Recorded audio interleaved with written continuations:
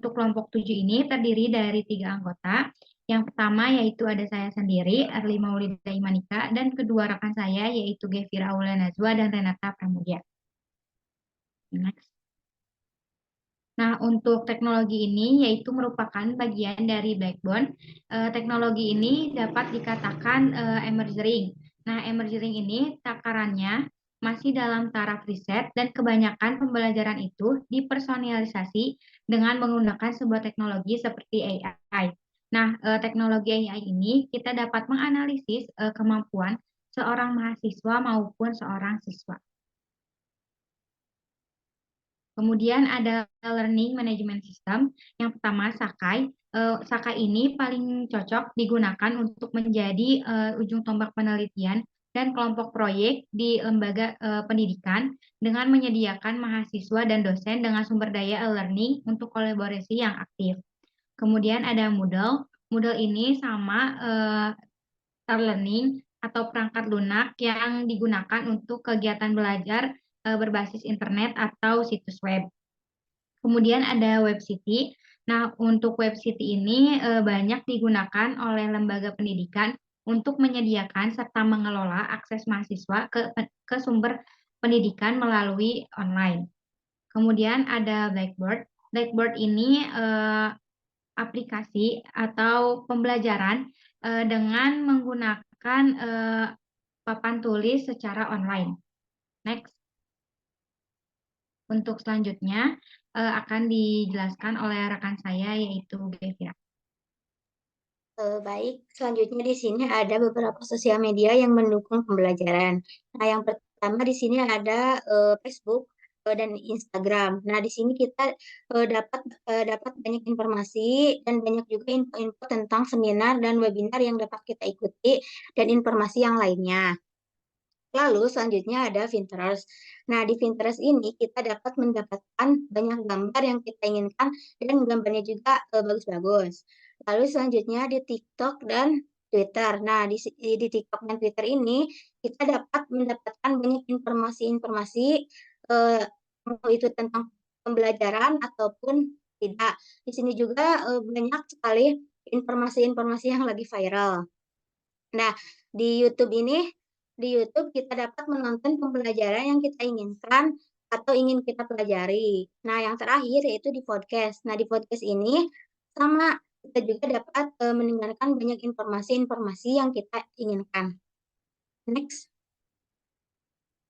Nah, selanjutnya yaitu ada gamifikasi manajemen ruang kelas. Nah, di sini ada beberapa manajemen ruang kelas ya.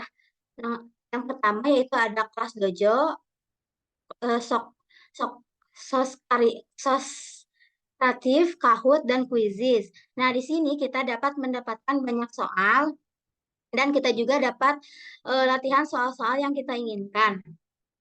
Next.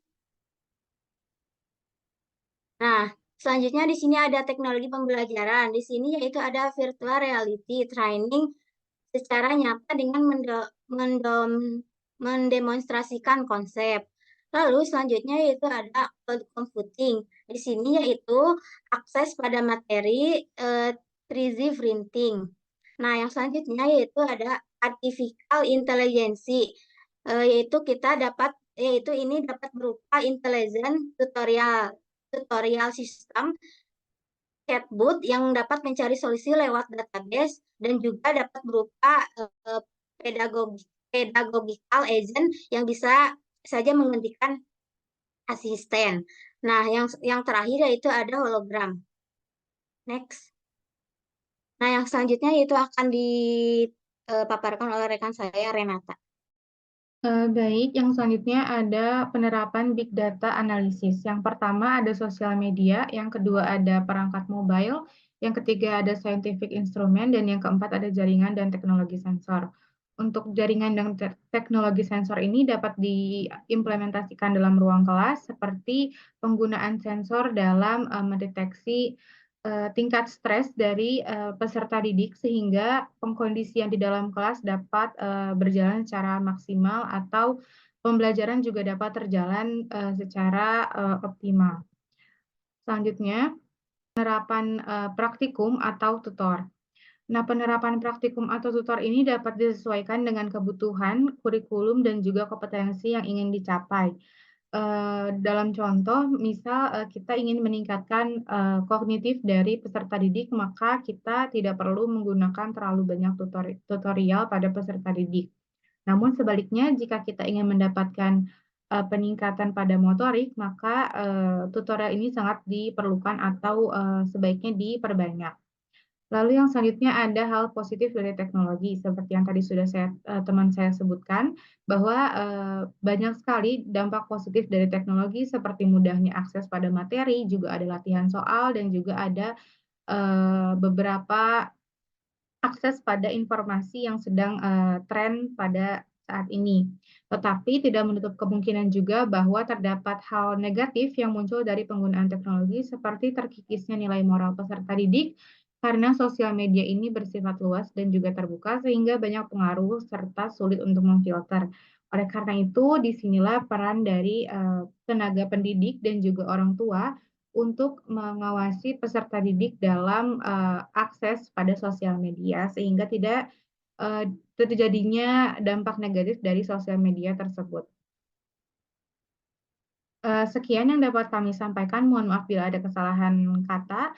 Wabillahi taufiq walhidayah. Wassalamualaikum warahmatullahi wabarakatuh.